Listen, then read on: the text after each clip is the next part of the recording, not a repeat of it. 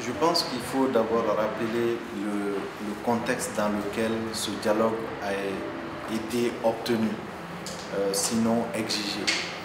On est sorti d'une élection présidentielle désastreuse où les résultats ont été contestés. Vous avez rappelé le contexte économique qui a prévalu et les marches et les manifestations qui ont été engagées, la division auquel on a assisté au sein de la classe politique et surtout la situation sécuritaire du pays qui avait atteint et qui continue d'ailleurs avec un niveau extrêmement inquiétant.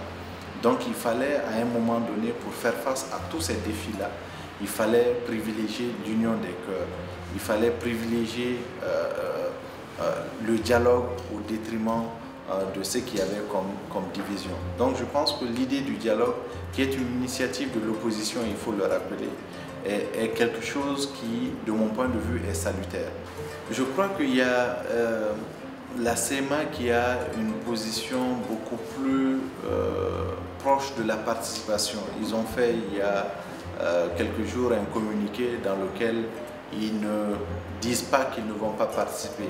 Ils définissent simplement les conditions dans lesquelles ils participent, notamment tout ce qui est lié à l'accord pour la paix et aux conditions de révision de l'accord.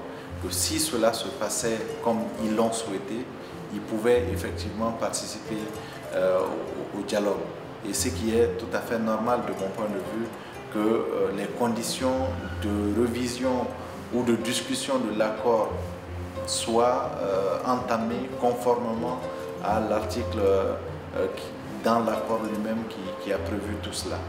Maintenant, pour la principale force de l'opposition, il est évident que si l'opposition et le chef de file de l'opposition ne participent pas, c'est regrettable parce que c'est une voix, c'est un poids lourd, c'est des idées, c'est des apports pour le pays et qu'en ne participant pas, on va perdre toute cette contribution inestimable que l'opposition aurait pu apporter.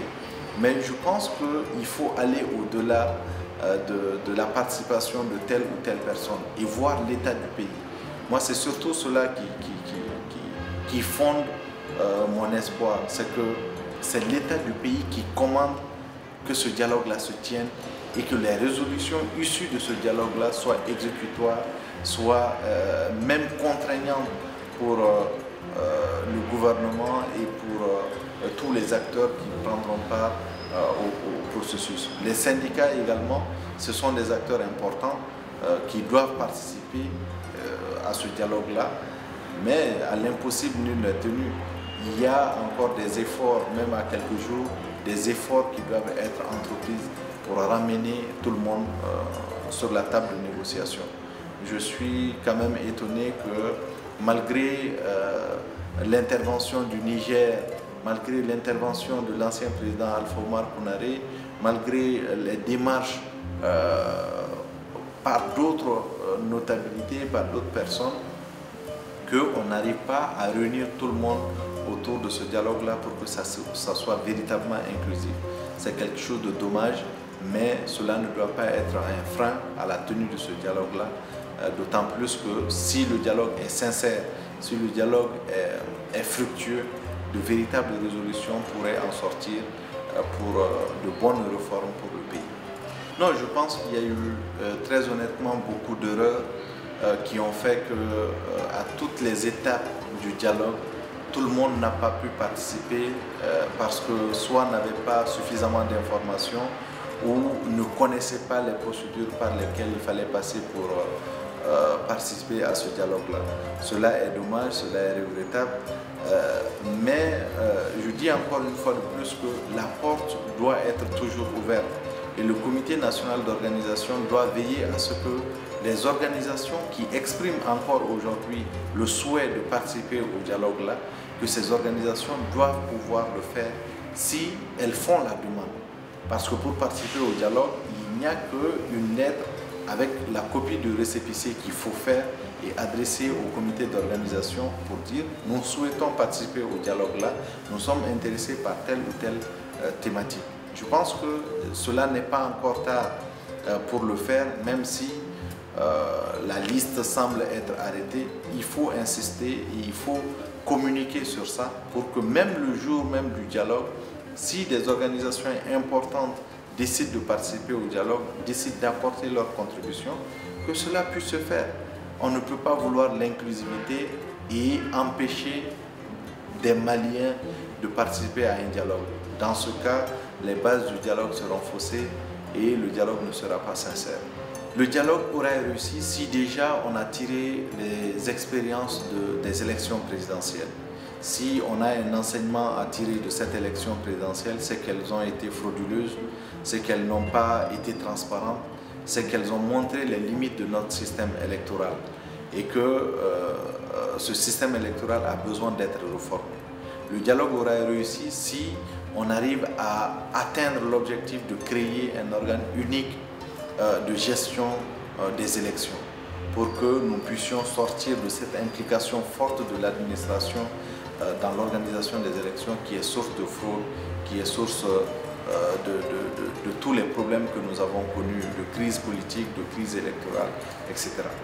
Le dialogue aurait réussi si l'accord pour la paix et la réconciliation qui a été signé depuis 4 ans et qui malheureusement n'arrive toujours pas à être mis en application, si on arrive à mettre en discussion véritable cet accord et qu'on arrive à reformer ou rédiger une nouvelle version de certaines parties de cet accord-là, de commun accord avec les groupes armés, avec le CSA, avec tous les partenaires qui ont participé au processus jusqu'à maintenant. Le dialogue aurait réussi si l'accord est mis en débat et si l'accord est retouché en profondeur pour prendre en compte les préoccupations du peuple malien. Si l'accord est mis en lecture et a permis une appropriation du peuple malien de cet accord.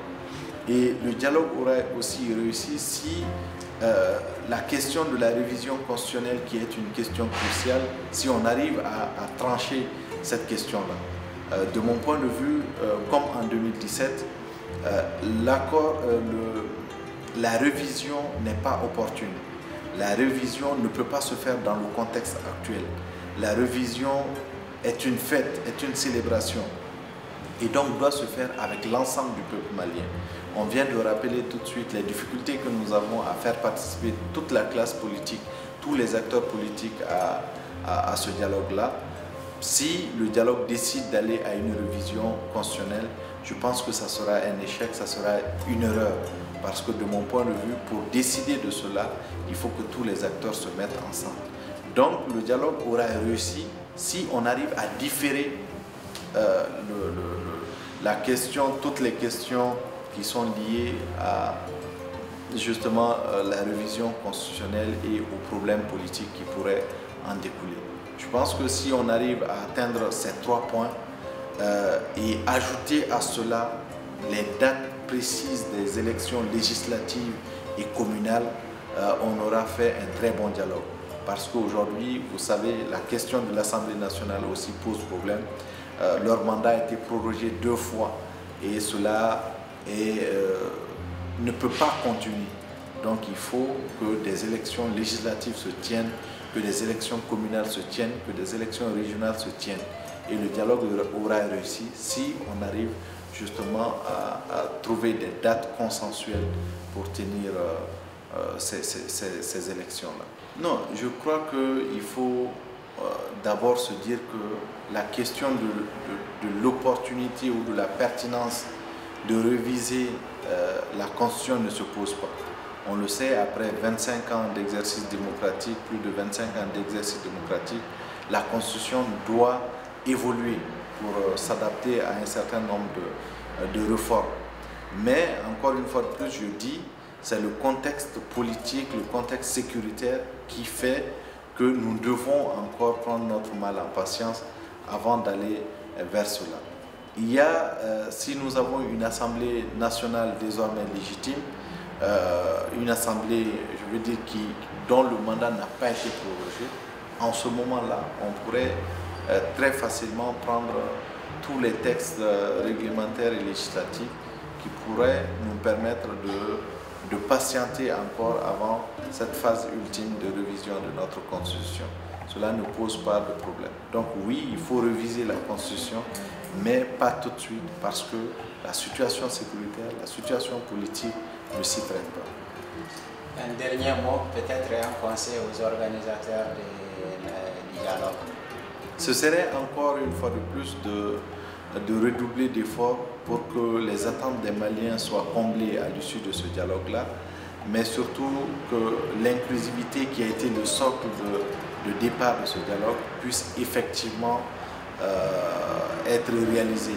À défaut de tous les acteurs, que ceux qui viennent puissent effectivement trouver ce cadre-là qui pourrait permettre un dialogue franc, un dialogue sincère, et que les recommandations qui en sortiront puissent effectivement servir dans la déclaration de politique générale du Premier ministre et puissent effectivement avoir un caractère exécutoire, un caractère contraignant.